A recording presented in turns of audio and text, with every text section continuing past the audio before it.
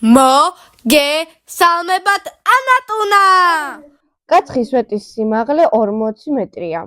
ზოგიერთი მკვლევარი მიიჩნევს, რომ კაცხის სვეტი თავდაპირველად მონოფიზიტ განდეგილთა სამყოფელს წარმოადგენდა, თუმცა ეს მოსაზრება საყოველთაოდ არ არის გაზიარებული სათანადო არგუმენტაციის არ ქონის გამო. სვეტის ზედა ბაქანზე დგას ორი მცირე ზომის ეკლესია, რომლებიც დღეისთვის ნანგრევების სახით არის მირჩენილი.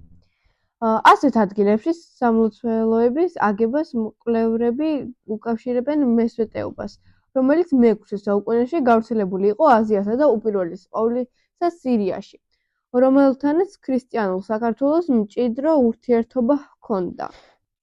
2007 წლიდან კულტურული მემკვიდრეობის დაცვის და გადარჩენის ფონდის დაფინანსებით დაიწყო სვეტზე არსებული ნაგებობებისარეაბილიტაციო სამუშაოები. კაცხის სვეტზე ასვლა აკრძალულია გამონაკლის შემთხვევებში.